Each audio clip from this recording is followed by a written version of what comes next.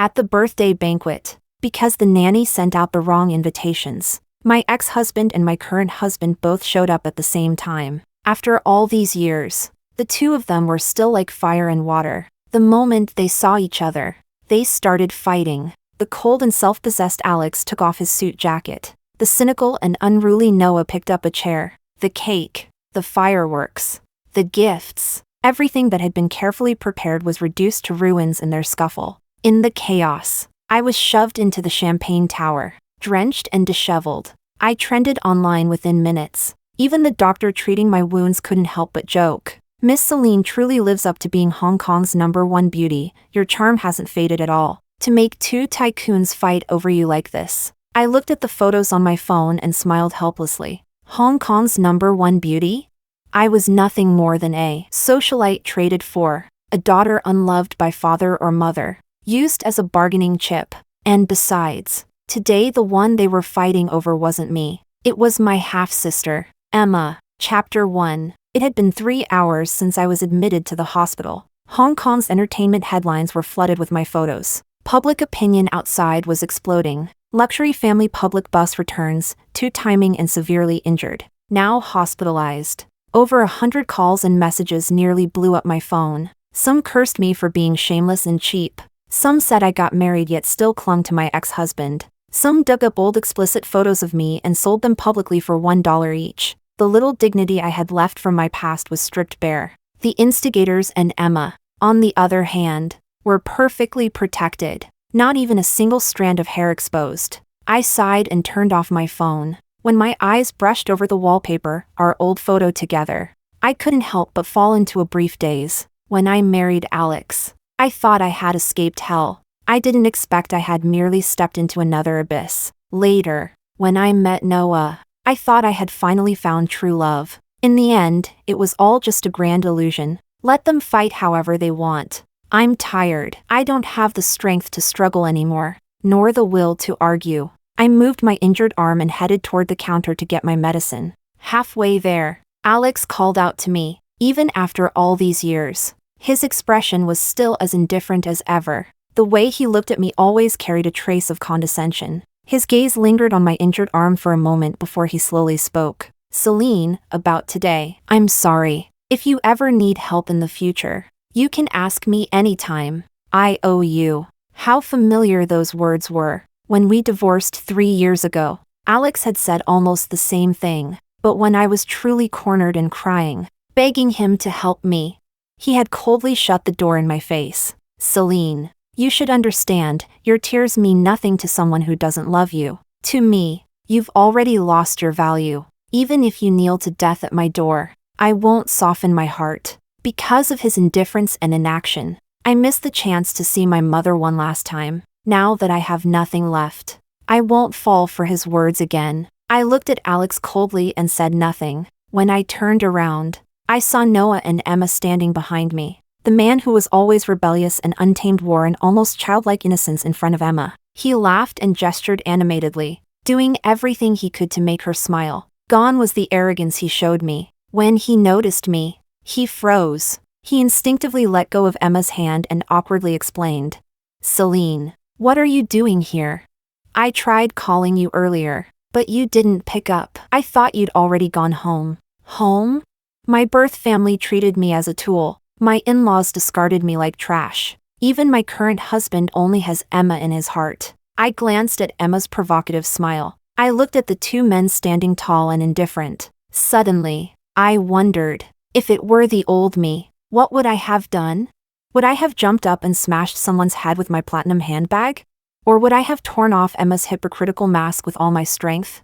No matter what, it would have ended in total chaos. But now, I'm sick. Terminal cancer. I don't have the time or the energy to care anymore. I don't want to keep playing the villain who weaponizes beauty. I don't want to be the flashy, scandalous woman drifting through high society. I just want to find somewhere to sleep, to quietly live out the little time I have left. I wiped the blood from my face and touched up my makeup. Then I took out the divorce agreement I had long prepared in my bag and said softly, Noah, let's get a divorce. Chapter 2. If we divorce, who will he compete with then?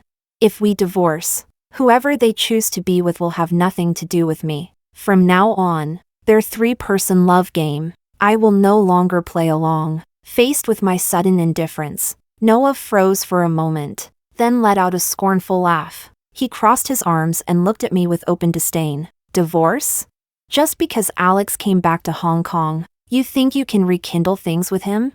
Don't be ridiculous. He didn't want you back then, and he doesn't want you now. Stay in your lane. At least you'll still have a place in Hong Kong's social circle. Otherwise, your only option is to marry that 60-year-old pig as his mistress. That one sentence pierced the most hidden corner of my heart. I stopped walking, trying hard to remain calm, but my nails dug uncontrollably into my palm. I loved Alex, just as I loved Noah, wholeheartedly, recklessly, giving everything I had. Back then, there was a saying in Hong Kong's elite circles: marry Emma, have fun with Celine, because Celine never said no. From childhood to adulthood, my reputation had always been terrible. A regular at nightclubs and bars, a frequent guest at the police station, one day trending with a male model, the next arrested for fighting or stealing. My father treated me as the family disgrace. Hong Kong's wealthy elite treated me as a joke. Only Alex saw me as something precious. Once, after a fight with my family, I ran away from home. He chased after me and draped his coat over my shoulders. At the noisy Victoria Harbour, in the pouring rain, he declared his love for me in front of the world. Celine, I know beneath your cynical exterior is a fragile and innocent heart. With me, you can take off your mask. You can be yourself. Be with me. Give me a chance to protect you. That day, heavy rain poured over Hong Kong. I threw myself into his arms, sobbing uncontrollably. I told him about the grievances buried deep inside me. I confessed my confusion and helplessness. I didn't want to live a life of indulgence and decadence either, but I had no choice. After my mother fell ill, my father's mistress moved in with her illegitimate daughter. Everyone in the house despised me, thinking only of how to sell me for the highest price. I wasn't even 20 yet. What could I possibly do? Rebellion became my only armor. During that time, everyone treated me like dirt beneath their feet. Only Alex treated me like a human being. He saw through my disguise and held me carefully in his hands. He swore I could be myself, and I fell for him completely. We dated, we married, we secretly registered our marriage without telling either family. I was ready to fight the whole world with him. But the day after we got our marriage certificate, Alex asked for a divorce. His reason? He couldn't accept my disgraceful past. That very same day, the media released explicit photos of me, high-definition images, videos in bed, different men, truth mixed with fabrication, impossible to clarify. My already ruined reputation was dragged even deeper into the mud. Alex refused to see me. He only sent someone to deliver the divorce papers. From that moment on, he cut off all ties with me. Humiliated, my father stopped paying for my mother's medical treatment. He gave me two choices: either win Alex back, or marry that 60-year-old pig as his mistress. I was desperate. I went to Alex in tears, wanting to explain everything, begging him to save my mother. But when I reached his house, I saw him holding Emma in his arms. They were embracing tightly in the rain. The usually restrained and proper Alex, eyes red, said to her, "So what if you're an illegitimate daughter? I'm divorced. I married a disgraced woman. No one will say you're marrying up anymore. Emma, be with me. I'll convince my family to accept us." In that instant, I understood. Alex never loved me. I was never the one at fault. He took the photos. He contacted the media. He destroyed himself and me, so his family would agree to let him be with Emma. I rushed forward in tears, demanding justice. All I got was, "Celine, I'm sorry, but no one will believe what you say." That bleak wind carried away my love for Alex, and it made me miss seeing my mother one last time. My mother died. I thought I would finally be free, but they threatened me with her ashes, forcing me to continue selling myself for the family's benefit. I couldn't endure it anymore. I took my mother's ashes and fled Hong Kong overnight. In the mainland, I wandered from place to place until I finally settled in a small, cold town, and that was where I met Noah. Chapter 3. The long stream of memories made my body feel weak. A sharp pain suddenly stabbed at my chest. I steadied myself and looked up at the man in front of me. Sensing my gaze, Noah instinctively stepped in front of Emma, shielding her. "What are you trying to do to Emma?" he demanded, his tone wary. In his eyes, there was vigilance, annoyance, displeasure, but none of the burning passion he once had for me. For a moment, I felt dazed. Was this really the Noah who once loved me so fiercely he would risk his life and give up everything just to be with me? The Noah in my memory was arrogant, reckless, cynical, but he loved me without reservation. When my father sent people to drag me back home, it was Noah who used his body to shield me. That day, 3 of his ribs were broken, along with both his legs. Yet he built a bridge for me with his own body. His face was covered in blood, but he still grinned at me. How was that? Pretty handsome, right? When I cried even harder, he clumsily wiped my tears away with his twisted, deformed hand. With sincerity and devotion, he said, "Don't cry, silly girl, I'll protect you. I know about your past. I don't give a damn. I'm not exactly a saint either. Why don't we just make do together?" That making do lasted 8 years. In those 8 years, we got married and built our own business. But the year we returned to Hong Kong, Noah fell in love with Emma at first sight as they brushed past each other. I stormed into the house and slapped Emma twice across the face. I even threatened to drag her into the sea with me. That day, Noah stood in front of her the same way he was standing now, his face cold as he said to me, "Celine, I'm the one who fell in love with Emma. It has nothing to do with her. If you have a problem, take it out on me." The mistress years ago had driven my mother to her death, and now Emma, following that same script, had taken everything from me. Back then, I asked Noah why. He pressed his lips together and said nothing. Now, at the end of my life, in the final stretch of my time, I asked again, why? Why would you do this to me?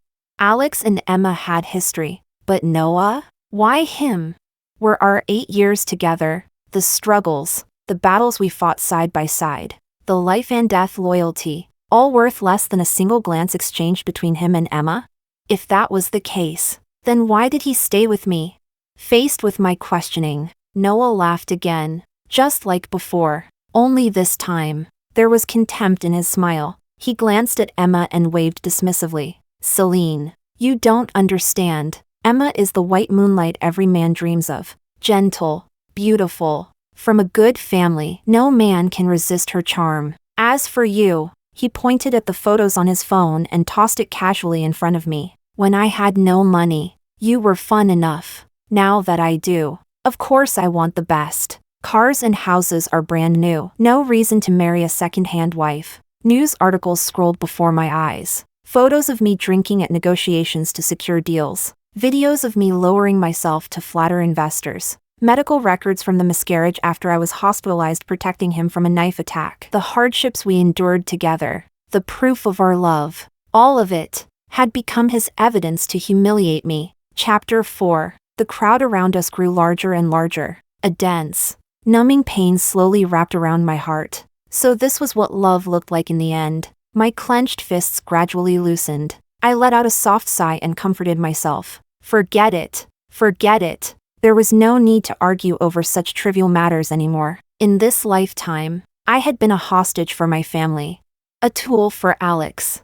A stepping stone for Noah. 30 years of my life, and not a single one truly lived for myself. For whatever little time I had left, I wanted it to belong to me. Back home, I contacted my lawyer to liquidate my assets. Cash would go toward purchasing a villa overseas. Real estate would be mortgaged to cover medical expenses. The rest would all be donated. No matter what. I refused to leave anything to Emma. I sorted through everything until nightfall. Exhausted, I took my medication and went to bed. Just as I lay down, I received a message from Emma. In the video, the whole family was gathered for a reunion dinner. Alex was discussing something with my father. Noah was placing food onto Emma's plate. The entire family looked warm and harmonious. The only one missing was me. Emma spoke in a deliberately sweet yet mocking tone. "Sis, the family business hasn't been doing well these past few years. Dad tried to get you to invest several times.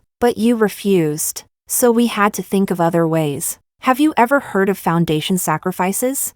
The feng shui master said that even the ashes of someone with an extremely strong birth chart would work. And Auntie's birth chart happens to be perfect. I frowned in confusion until I saw the contract placed beside them. When my mother's grave was relocated, I was hospitalized due to a miscarriage. Noah had volunteered to handle everything, taking care of every detail. Back then, he swore that he would never let my mother or me suffer again. And now, he was using my mother's ashes as a gift to please Emma. The world spun. A mouthful of blood burst from my lips. I ignored the stabbing pain in my chest. Grabbing my car keys, I rushed toward the old family estate. On the way, I kept telling myself to stay calm, but when I saw everything with my own eyes, my blood still boiled uncontrollably. A group of well-dressed beasts in human skin sat there with wine glasses in hand, laughing and discussing how to handle my mother's ashes. My father said casually, "The feng shui master said 18 soul-piercing nails will trap her here for eternity. She cost this family so much in medical bills while alive. The least she can do is contribute something after death."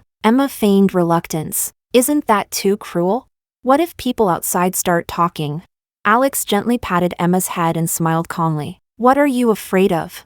I'm here. If anything happens, we'll just blame it on Celine again, just like before." Noah nodded in agreement. "Exactly. No need to worry. Celine's not like you. She grew up starved for love. Give her a little kindness and she'll come wagging like a dog. As long as you coax her a bit and keep her in check, she won't cause any trouble." So all these years, the mockery, the cold stares, the emotional cruelty, had simply been Noah's way of keeping me in check. So the redemption and true love I believed in had only been one abyss after another. I had sacrificed myself. I had burned everything I had. I built this family. I fulfilled Alex and Noah, and this was the ending I received. I looked at the cancer diagnosis in my bag. I thought of the vacation villa overseas that I would never get to live in. I let out a bitter, helpless sigh. In this life, there was no time to start over. So then, we might as well die together.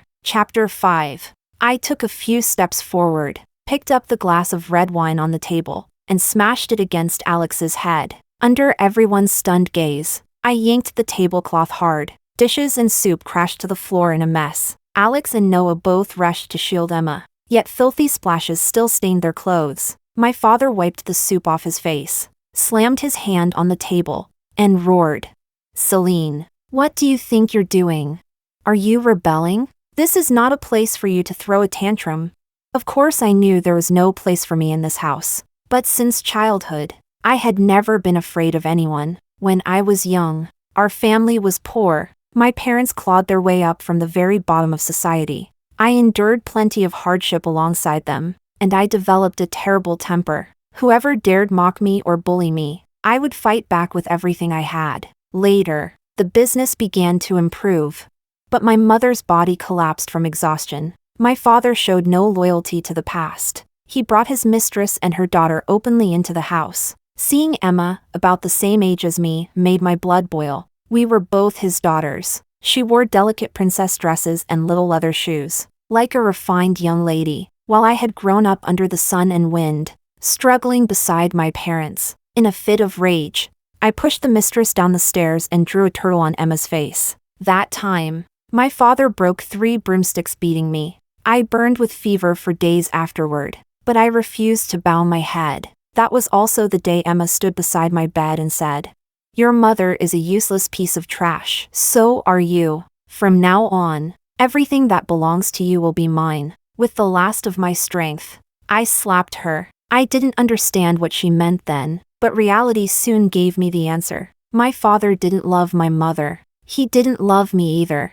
He refused to pay for her treatment. He refused to care about my education. All he wanted was to sell me for the highest price. He forbade me from going to school, forced me to attend drinking parties, brought me around wealthy old men, while my mother was alive. She barely managed to shield me. After she died, he became even worse. At a young age, I learned how to flatter, how to read faces just to survive. I traded away my dignity and conscience, ruined my reputation and future. all for a place to exist. That was why Alex's appearance felt like an oasis in the desert, even knowing it might be a mirage. I still leapt toward it without hesitation. But he used me. Later, I met Noah. We huddled in a basement, eating coarse bread. At our lowest point, I became pregnant. Noah, the proud big brother who never bowed to anyone, lowered his head and begged others for money. Once, to earn a little extra delivery fee, he rode out in a storm to make deliveries. He came back freezing and fell sick, burning with fever, barely conscious. He still grabbed my hand and muttered, "Help me find more work. Celine can't go hungry. I can endure anything alone, but I have to give her a good life." His tears fell into my heart. They melted the last piece of ice inside me. I thought, Noah loved me this much. Noah valued loyalty and righteousness this much. Surely he wouldn't betray me. But in the end, it was he who stabbed the deepest knife into my heart. He knew my history with Emma, yet he still fell in love with her. He knew how much my mother meant to me, yet he turned her ashes into a bargaining chip to please Emma. Those memories of love, those beautiful years in my heart, to them, they were worthless. If that was the case, then we might as well all go to hell together. I didn't have long to live anyway. If they accompanied me in death, this life wouldn't feel like such a loss. I took out the lighter Alex had once given me, under everyone's horrified gaze. I set the spilled red wine on the floor ablaze. Chapter 6. Whoosh! In an instant, flames shot upward. The fire coiled like a venomous serpent, swallowing everything in its path. The three people who had looked so smug just moments ago were now pale with terror. My father shouted for someone to call the police. Alex pulled Emma tightly into his arms. Noah scrambled around looking for a fire extinguisher, and that pampered mistress screamed as she tried to rush at me. I looked at the living room in utter chaos and smiled in satisfaction. Then everything went black. When I woke up, I was in a hospital. My leg was wrapped in gauze, and my throat felt raw and blocked. Through the haze, I thought I heard Alex and my father's voices. But when I opened my eyes, it was Noah sitting beside my bed. His head was lowered, his expression shadowed and unreadable, yet between his brows lingered a sorrow he couldn't hide. Gradually, I remembered. Before I lost consciousness, someone had pushed me out of the flames, saved me from burning to death. My voice came out hoarse and weak. "So, none of you died? What a pity." In my fury, I'd forgotten the villa had a sprinkler system. It wouldn't be so easy to kill them next time. I sighed with faint regret. Then Noah spoke, his voice thick. "You're sick. Why didn't you tell me?" When I didn't answer, he grew angry. "Cancer. Something this serious. And you didn't tell me? Celine, did you ever treat me like your husband? Did you ever keep me in your heart?" If I hadn't been in so much pain, I would have slapped him. I looked at him coldly. "Noah, how dare you say that? When you and Emma paraded around and trended online, did you remember you were my husband? When you spent our marital assets buying her bags and jewelry, did you remember you were my husband? What right do you have to question me? What right do you have to say any of this? Have you forgotten how you got everything you have now? Have you forgotten you were once just a street delivery boy?" Over the years, Noah and I had done nothing but fight. He used Emma to humiliate me. I used the past to wound him. We were oil and fire. For a while, even Alex thought I was acting. He called to tell me not to use tricks to sabotage his relationship with Emma. Said he would never love a woman like me. Just as I was about to drag Alex into this argument too, I saw Noah lower his head silently. He took my hand and gently rubbed the mottled bruises on my skin, and mumbled, "I'm sorry." For a moment, I thought I had misheard. Then Alex pushed open the door and walked in. He glanced at Noah, placed a check on the table, and said, "I'm sorry, Celine. I didn't know about your illness. As for the ashes, I've persuaded your father to drop it. Don't think about anything else for now. Focus on getting better. You don't need to worry about the medical expenses or connections. I know many doctors overseas. I can arrange the best treatment plan for you." He paused, his voice softening. "I hope you won't reject my help. Consider it something I owe you." So that was why they were acting so strangely today. They knew I was dying. They wanted to perform kindness, to ease their guilt. Why? Why, when I'm about to die, do I still have to serve as the stage for their fake remorse?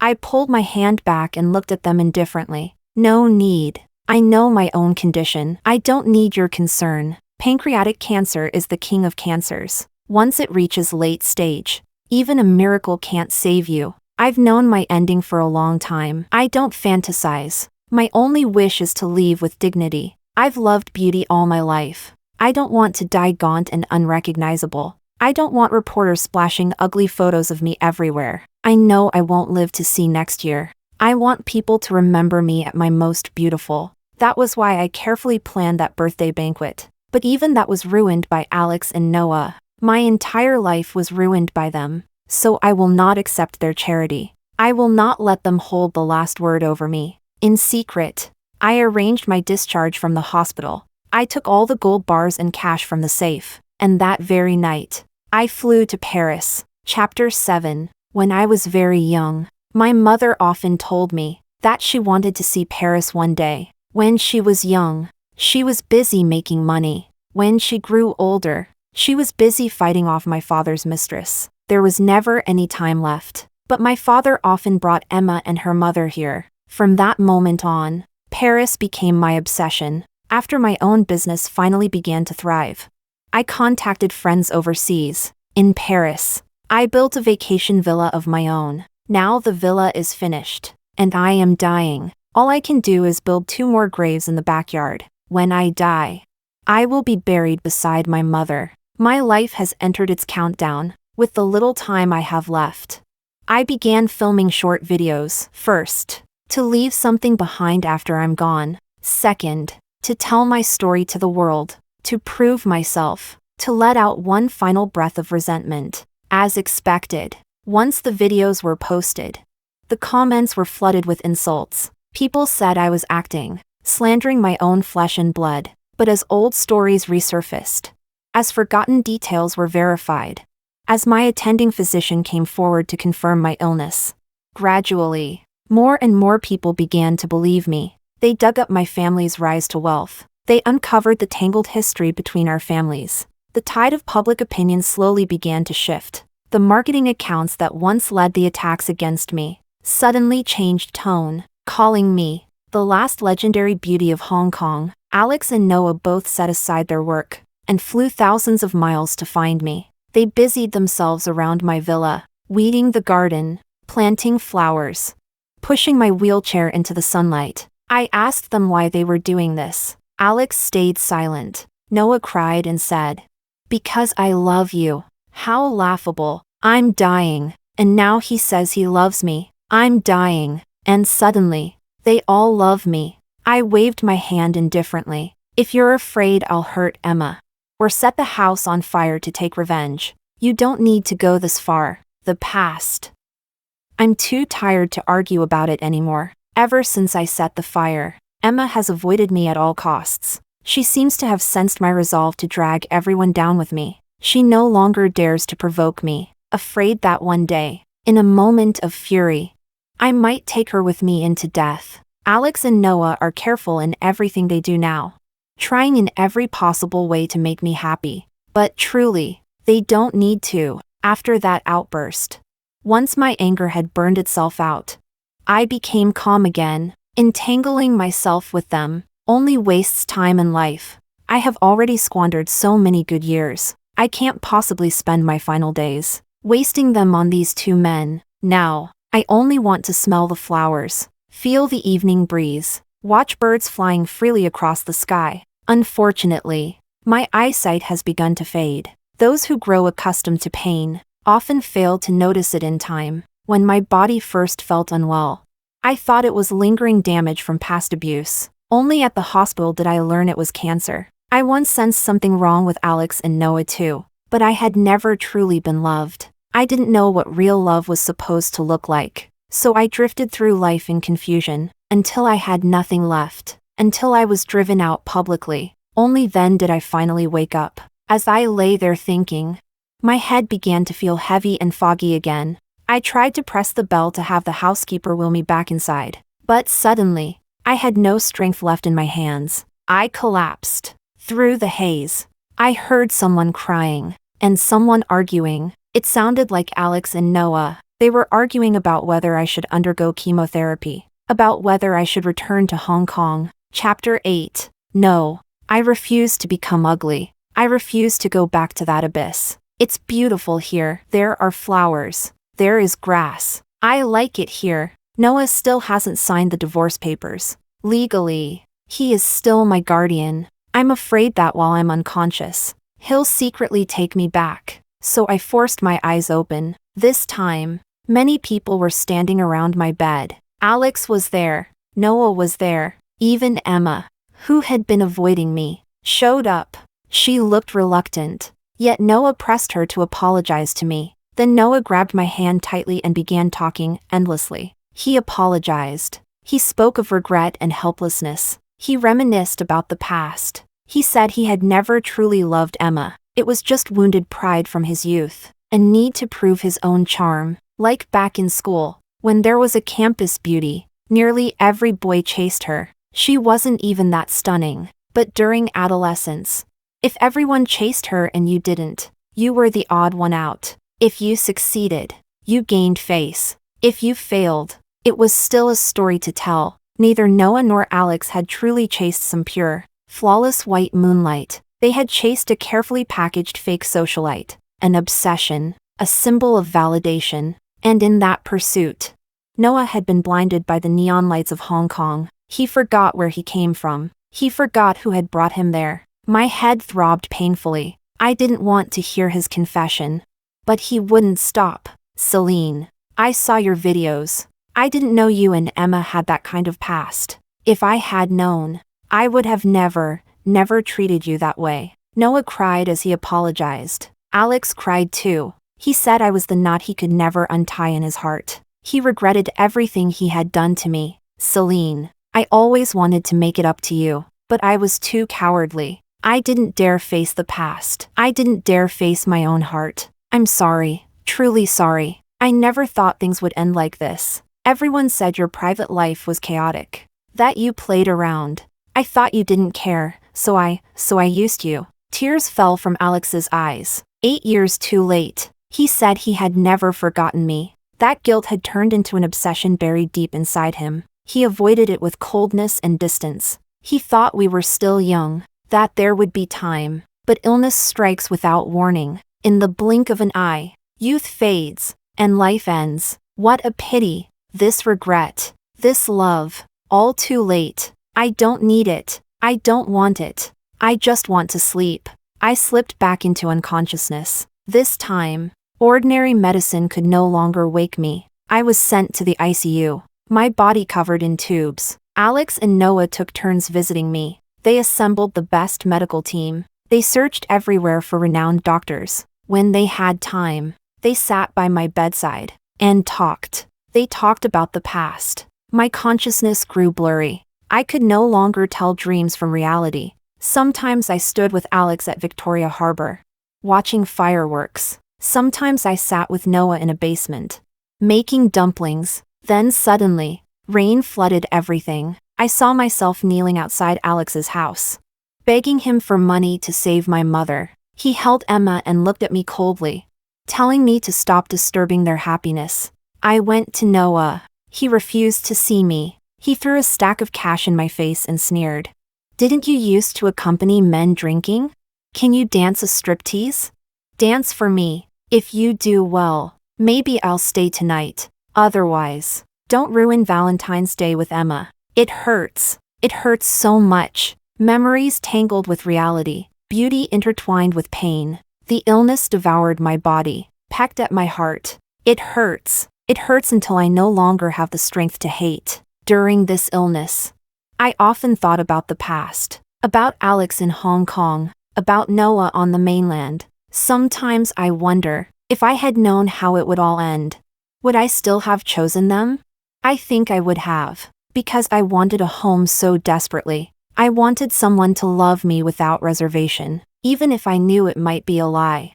I would have leapt anyway. I hear someone crying. It sounds like Alex. It sounds like Noah. while I was unconscious. They did many things. They found doctors. They cleared my name. They dealt with my father and Emma. But no matter how hard they tried, they couldn't stop my life from withering. My body feels lighter now. All the pain disappears in an instant. I lift my head. Mother is standing in front of me. She says she's here to take me home. Where to? To a place without tears, without sorrow or betrayal.